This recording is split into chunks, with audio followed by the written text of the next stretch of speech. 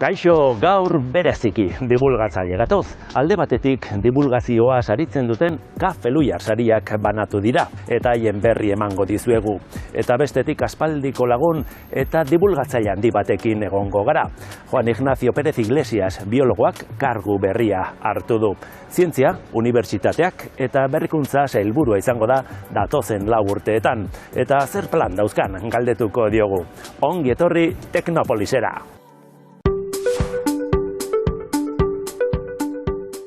Duela 30 urte martxan jarri ziren Kafeluiar sariak, Kaf enpresak eta orduko Eluiar elkarteak sinatu zuten akordioari esker. Zientzia eta teknologiaren arloko gaien euskarazko divulgazioa saritu eta aitortzeko borondatearekin jaio ziren. Jaio, hazi eta heldu ere bai, hasierako helburuak ez dira aldatu eta. Euskarazko divulgazioaren eta divulgatzaileen arrobi izan dira Kafeluiar sariak. 100 izan dira sariketan jasotako era guztietako artikuluak eta proiektuak, asko kalitate handikoak.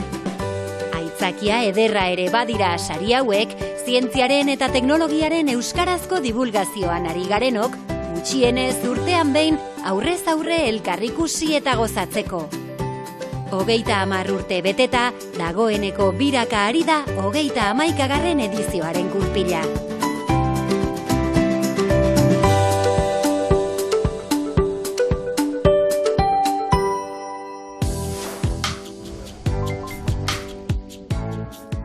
Askotan ikusi dugu telebistan, irratian eta prentxan. Hedabideok berarengana jotzen dugu osasun krisiren bat dagoen bakoitzean, eta gogo honez hartzen gaitu beti. Epidemiologikoki, arnaz birus ezberdinetan zainketa bat. Mikrobiologia zabaltzeko egindako ahalegin hori aitortzeko jaso du Miren Basarasek Kafeluiar merezimendu saria. Eluiar Fundazioko patronatuak saria ematerakoan bereziki eskertu dio COVID-19 pandemia garaian gaixotasuna ulertzera emateko egin zuen ahalegina. Zorionak, Miren. Bai, eskerrik asko. Kafeluiar merezimendu saria, nola hartu duzu? Pentsatzen dut ilusioa egingo zizula, ez da? Bai, esan deitu zidatenean, esan ez nintzela sari horren edo sari hori jasoko nuela, asko postu nintzen, unkituta gelditu nintzen, ez nuen sinisten, ez da ere, ez da. Azken finean nik uste dut, sari horiek badirelako ospe handia dituzten sari batzuk, ez da, eta benetan ez nuen espero ni izan nintekenik sari hori jasoko nuenik. Poziko orduan, pozik zu eta pozik gu ere, ez da, ilusioa egin dizulako. Zientzialaria, emakumea eta euskalduna. Zaila da, 3 alor horiek uztartzea? Nik uste baiet, zaila dela ez da. Euskalduna, euskaldun zarrana, segia da, txikitatik ni euskara erabili izan dut, baina euskara hori erabiltzea bai unibertsitatean, divulgazioan, eta batzutan kostatzen du, eta garai batean, eta ni ibilbide luzea daukat, ez da, garai bateko ibilbide horretatik ona asko aldatu da baita ere divulgazio hori, kaleratzeko edo plazaratzeko euskara hori, eta orduan, kostatu eginda, ez da. Emakumea izatea, noski baita ere, kostatu izan dela, ez da, azken finean, emakumeok nik uste dut zientziaz gain, edo gure lanaz gain, badaukagu beste rol garrantzitsu bat, ez da, ni ez naz ama, baina, familia eta hor badago, eta, pisu handi bat, egia da, emakumeok ditugula, ez da. Eta gero zientzialaria izatea, nik uste du zientzialari izatea zaila dela. Berdin da nik uste dut emakumea edo gizona izan, zientzialari papera izatez zaila da, ez da. Eta horri gehitzen baldin badiozu besteak, egia esan. Zientzialaria, mikrobiologoa, ez da? Betidanik nahi izan duzu mikrobiologoa? Egia da, hasi nintzenean ere ikasketa unibertsitarioekin, Bueno, hirugarren mailan, biologiaren hirugarren mailan, ni sartu nintzen genetikako laborategian. Eta ikasketa horietan, esango genuke biologiako ikasketa horietan, bereziki laugarren eta bosgarren mailan, interesa piztu zitzaidan mikroorganismo horiek, txikiak diren izaki horiek, ze papera duten, ezta? Eta paper hori gehien bat gizakiengan, zein izan daiteken paper hori gizakiengan, eta ingurumenean, ezta? Eta orduan ja hortik sartu nintzen. Hor erabaki zenuen. Tesia egiten, eta bai. Bueno, ibilbide horren ezaugarrietako bat ikerketa da, baina beste ezaugarri bat eta oso garrantzitsua da divulgazioa, ezta? Divulgatzeko grina izan duzu betidanik, esango genuke, ezta? Zergatik? Bueno, nik uste dut badala gu unibertsitateko irakasleon paper garrantzitsu bat.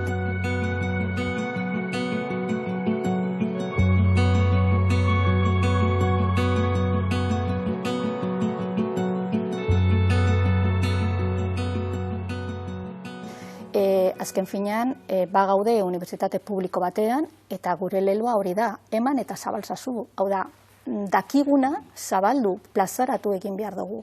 Eta bada gure rol garrantzitsu bat. Ez da bakarrik ikerkuntza, edo ikerketa hori, ez da bakarrik dozentzia, badirela esparru oso garrantzitsuak, baina egiten duguna, ikasten duguna, baita ere kaleratu egin behar dugu eta plazaratu egin behar dugu. Eta nik uste dut alde horretatik, bai, egia da, hasieratik hasi nintzela nik divulgazio esparru horretan, hainbat lekutan, bai argitaratzen. Teknopolisen adibidez, askotan. Askotan, hainbat hitzaldi ematen, eta eta momentu honetan baita ere, deitzen didatenean, joateko hitzaldi bat ematera, berdin zait, sarretze batetara, edo eskola batetara, edo zein herriko elkarte batetara, joaten naz, eta posi joaten naz. Divulgazio lan horren emaitza da agian gizarteak orain gehiago dakiela mikrobiologiari buruz, ezta? Hala da, baina nahikoa dakigu? Nik uste dut gehiago dakigula eta bereziki gehiago dakigu azkenengo pandemia hau dela. Nik uste dut, arreta pizka bat jarri diogula mikroorganismoei, hau da, bai virusei bereziki, virusak agian lehen jendeak ezekien virus bat zer zen. Eta bakterio batetik bereizten. Bai, eta orain nik uste dut hori bai, badaki jendeak edo gizartean, badaki virusak hor daudela, existitzen direla, eta ze arazoak eman aldituztela. Orduan, zerbait ikasi dugu. Nahikoa ote den, nik uste dut inoiz ez dela nahikoa, bai gizarte mailan zein unibertsitate mailan beti ikasten egon behar gara. Orduan, nik uste dut horregaitik divulgazioa behin eta berriro jarraitu behar dela egiten. Eta segiko duzu, divulgatzen. Bai, noski baietz. Eta Teknopolisen badakigu miren non dagoen. Berriz ere, zorionak eta eskerrik asko. Eskerrik asko zuei.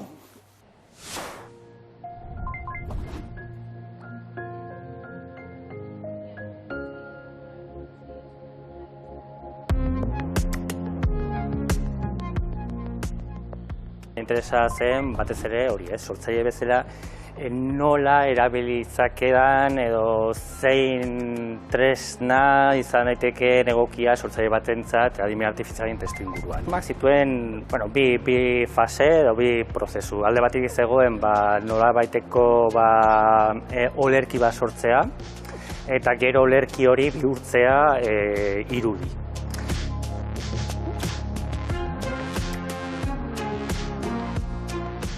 Eta azkenik egin dudana irudi horiekin nolabaiteko komiki bat sortu.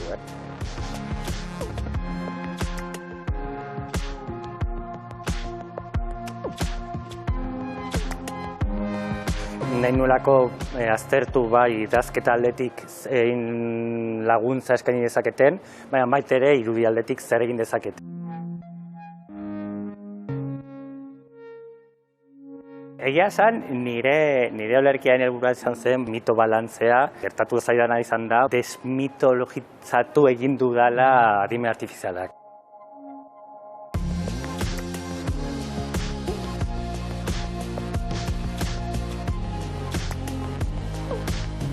Badirudi lanak kenduko digutela, baina beraiekin lanean zaudenean ikusten dituzu muga asko ditutela, aluzinazio asko dituztela, nolabaiteko kaos bat, ez? Ez da bat ere erraza sormen prozesu bat beraiekin aurrera eramatea.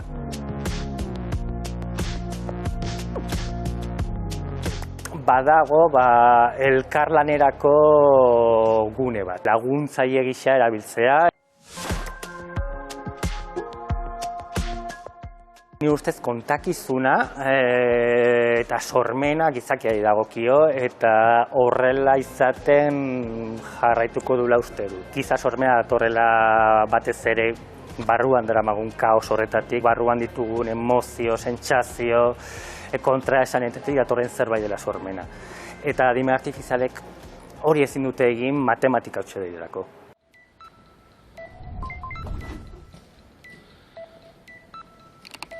Sormengunean askotan hitz egiten dugu puri-purian dauden gaiei buruz, eta gertatu zen, adimen artifiziala hasi zela hartzen, sekulako presentzia. Eta hasi ginen pixka bat hausnartzen zer ekartzezakeen adimen artifizialak baita sormenean ere. Eta sortu zen aukera hau, eta esan genuen, aurkeztuko dugu proiektua, eta saiatuko gara egiten jardunaldi bat.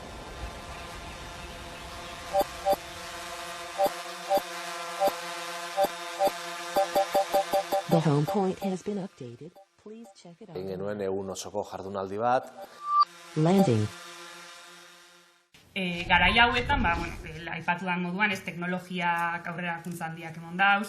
Eta ondo egon zen, ikusteko baita ere, gauza nolabait berria izan da, guk ere bauzkagula kezkak, zalantzak, aldi berean, badagoela jende batek itxaropenarekin ere ikusten duela adimen artifiziala. Ilusionagarri xabe bada, ez da? Baina egisa dana da zailtasunak be badituztela. Gauza batzuetarako potentziala handia daukalako, medikuntzarako adibidez, edo beste kontu batzuetarako, baina kezka batzuk ere bazeudela, ez? Teknologiak ez diren neutralak, hori beste baterako gaia da. Zer da erabakiak hartzea? Arrazionaltasun konputazionalak gure ordez erabakiak hartzen baditu. Oso garestixa da, ingurumen handako kaltegarrixa. Gero gure artean, eta jarraitu dugu lankideon artean, hitz egiten zer aldaketa ekar ditzakeen, sormenera. Atera dugun ondorioa eta da adimen artifiziala dala garatzen ari dan tresna bat, esan dezagun, eta geroz eta presenteago dagoela gure eguneroko bizitzan, ez? Ia etxe guztietako, ia leiho guztiak argiz beteak. Algoritmoa simplea izango da. Bat ikusi duenari eman 100.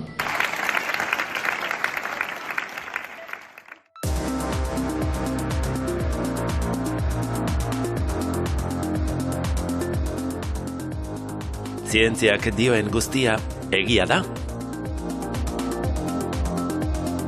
Ez.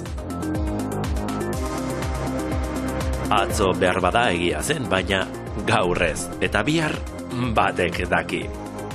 Hau da, zerbaiten gaineko jakintza finkatzeko, zerbait hori behatu, neurtu, hipotesi bat planteatu, frogatu, emaitzak aztertu, ondorioak atera, eta komunitate zientifikoari jakinarazi bertzaio egiazta dezan.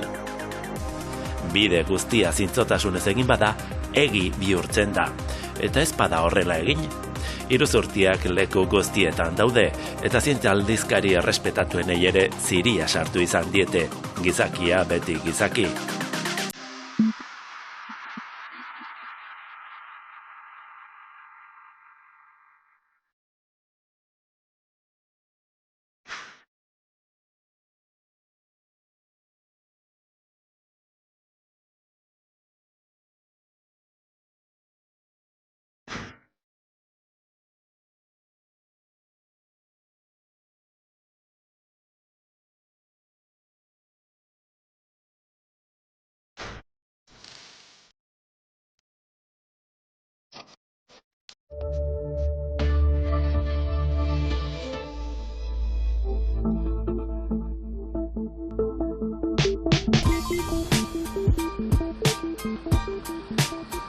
Juan Ignacio Pérez Iglesias pertsona aski ezaguna da batez ere Euskal Herriko Unibertsitatean eta zientziaren divulgazioan izan duen ibilbidearengatik. Biologian doktorea da eta katedraduna fisiologian. Euskal Herriko Unibertsitatean erantzukizuneko hainbat kargu bete ondoren, errektore izan zen 2004 eta 2008 urteen artean.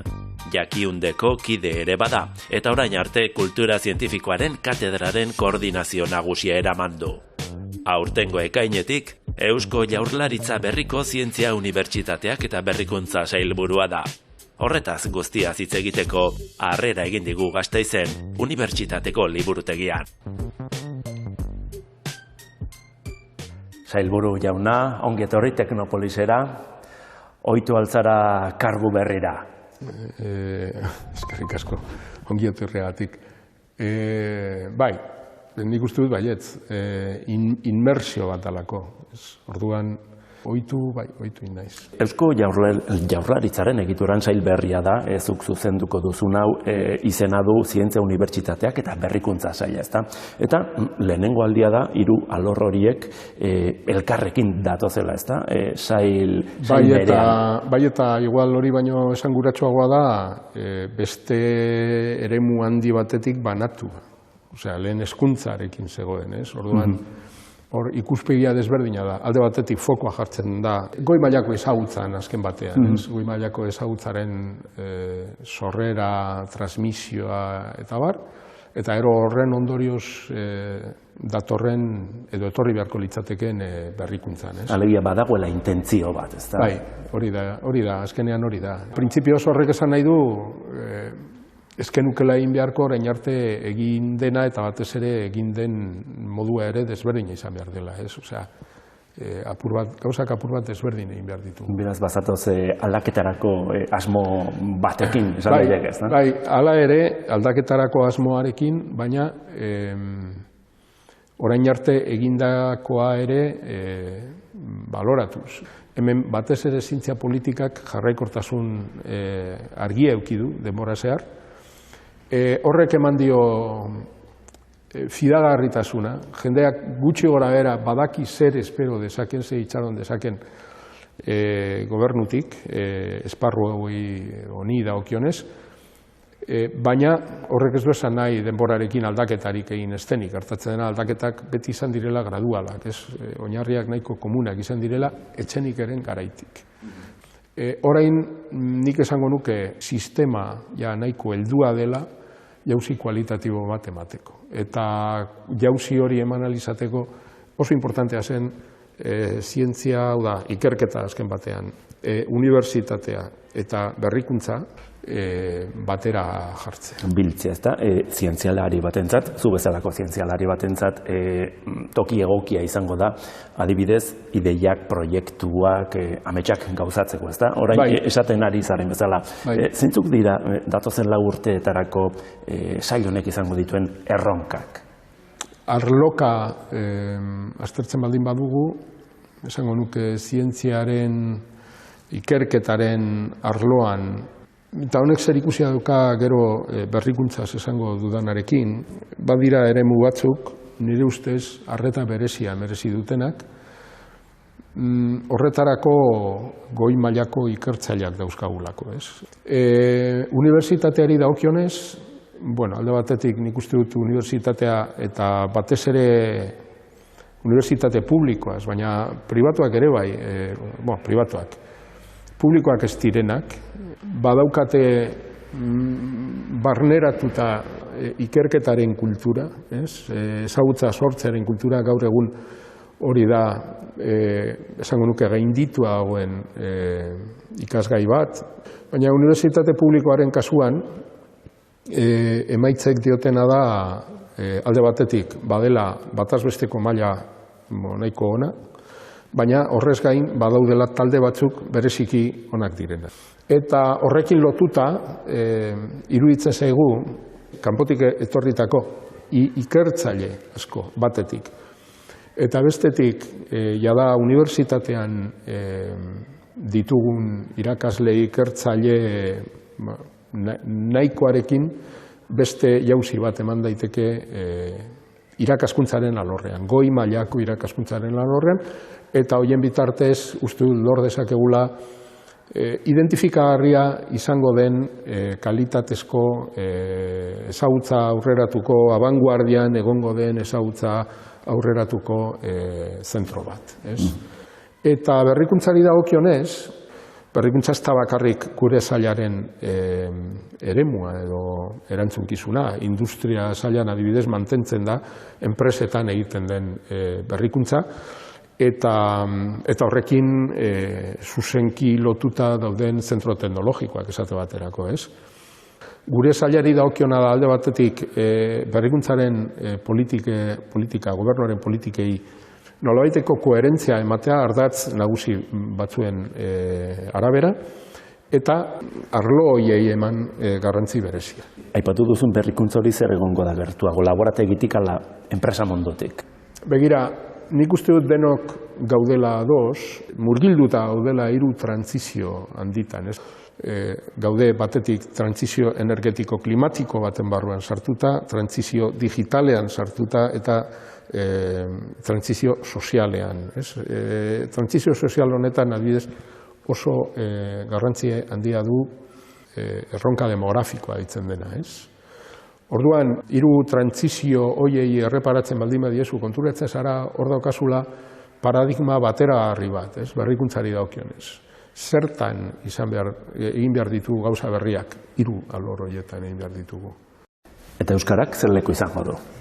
Euskarak, ikerketa eta unibertsitate politiketan badu bere lekua noski, nik eman nahi diot garrantzi berezia divulgazioa, euskaraz egiten den divulgazioari, baina euskara egoera ezin hobean dago eta euskal hiztunok egoera ezin hobean gaude digitalizazioak eta adimen artifizialak egin dezaken ekarpenaz baliatzeko. Gainera badaukagu horretarako materia ona, osea, materia intelektual ona esan nahi du, ikertzaile onak horretaz ari direnak, eta aukera asko euskagu. Elujarren badakigu zerbait. Elujarren badakizue, bai, alanda.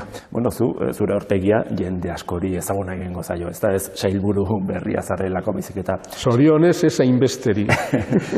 Zorionez ez hainbesteri. Aspaldiko urteetan divulgazioan ibili zara. Izango duzu astirik, datozen 4 urteetan divulgazioarekin jarraitzeko? Ez gehiegi, noski, denbora ezin da biderkatu, ez? Baina, eta loin behar da. Baina noizean behin zerbait egiteko aukera bai uste dut ukiko dudala, pilatuko dut, eta bestalde batetik jarraitu nahiko nuke liburuen erreseina batzuk idazten. Hala ere, datozen 4 urteetan ez zara tokitxarran egongo divulgazioa sustatzeko, ez da? Ez, espero dut aukera ukiko dugula horretarako, noski, bai, uste dut gainera hori izan daitekela gure legealdiaren, ez da egite esango nuke marka, ez? Bi arrazoengatik, alde batetik, ni naiz oso ondo ezagutzen den, eremu hori oso ondo ezagutzen duen pertsona bat, badaramat 15 urte, ez? Divulgazioan, eta bestalde batetik oso konstientea naizelako horrek daukan garrantziaz. Esan dut zalantzarik ez dugula, baina ez dakite gure horri biltzen garelako divulgazioaren munduan, baina iristen ote den gure mezua gizartearen gana. Ez dakit kultura zientifikoa zabaltzen ari den, edo jendea jantziago te dagoen kultura zientifikoan. Nik horretaz daukat ikuspegi bat nahiko esango nuke heterodoxoa. Kultur iturri nagusia hezkuntza sistema da. Eta gero telebista. Edo lehen telebista. Orain ja, sare sozialak, kultura zentzu zabalean hartuta. Horrek ala ere ez du esan nahi, hezkuntza sistema arautu eta derrigorrezko mailetan gelditu behar denik hori ez. Gero badago behar bat, kultura zientifikoa, kultura zientifikoan eta orobar kulturan ezagutzak eta berritzen jarraitzeko eta osatzen jarraitzeko behar hori badago. Eta divulgazio zientifikoa oroar ezagutzaren gizarteratze jardueren bitartez nahi dugu hain zuzen ere hori lortzea, ez? Baina hezkuntza sistemaren eraginaren alboan hori oso eragin txikia da. Baina, hori egia izanik, divulgazio zientifikoak eta oro har era honetako jarduera guztiek lortzen dutena da ezagutza, goi mailako ezagutza, eremu publikoan jartzea.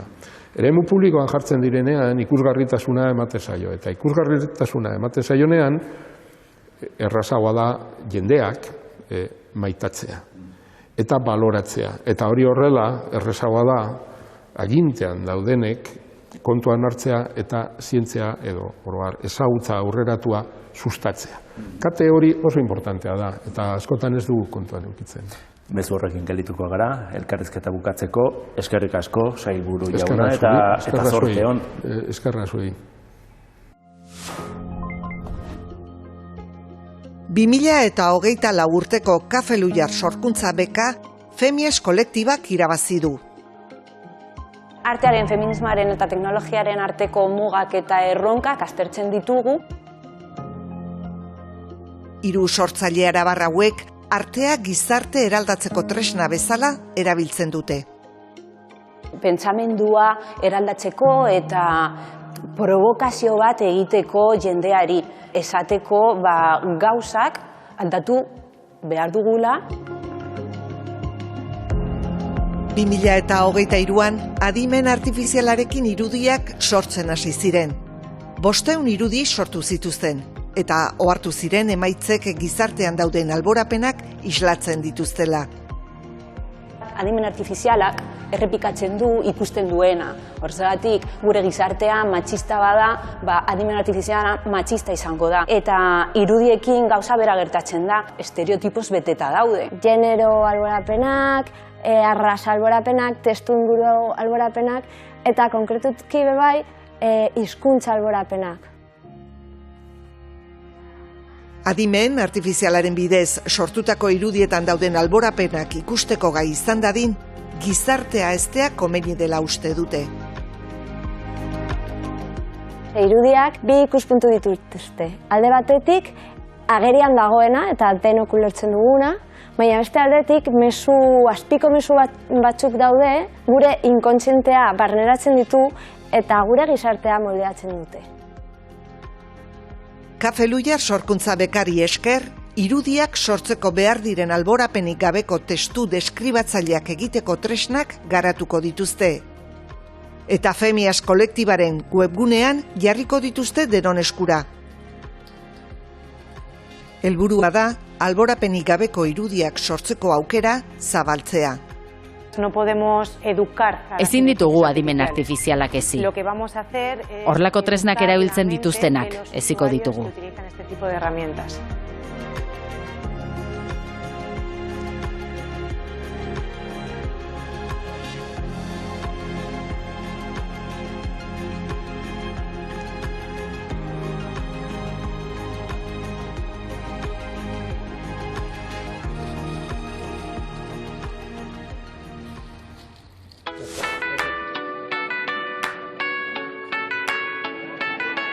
Sorkuntza beketan bakarrik ez, sail guztietan oparoa izan da Kafe Luiar sarien 30. edizioaren ozta. Bereziki bitxia izan da 2 kategoria ezberdinetan gai berari buruzko lanak garaile irten izana. Kuantika modan dagoen seinale, fisikaren adar horren inguruko 2 lan izan dira, bai divulgazio artikulurik onena eta baita doktore tesian oinarritutako artikulurik onena ere. Epaimaiak azpimarratu duenez, biek lortu dute ulertzeko zaila den gai hori modu argi eta irakurterrazean azaltzea. Ez da gutxi, horrek bai merezi duela saria. Baina dena ez da kuantika izan, matematikak, hezkuntzak eta generoak aipamen berezi bat jaso dute doktore tesiaren artikuluen kategorian. Eta zientzia kazetaritza lanen artean berriz, botanika eta historia nahazten dituen lan bat izan da nagusi. Iazko ekainean berria egunkarien argitaratu zen erreportaje bat aukeratu du epaimaiak. Duela 2000 urte desagertu zen landare bat da silifioa, eta ari buruzko informazioa lortzeko detektibe lana egin behar izan du egileak. Lan hauek guztiak Luiar aldizkariaren hurrengo alean irakurri ahal izango dituzue. Bukatu dugu, divulgazioak saria duela erakutsi dizuegu gaur, eta guretzat saririk onena zuek gu ikustea eta jarraitzea da. Horregatik esaten dugu beti bukatzeko, datorren astera arte, agur!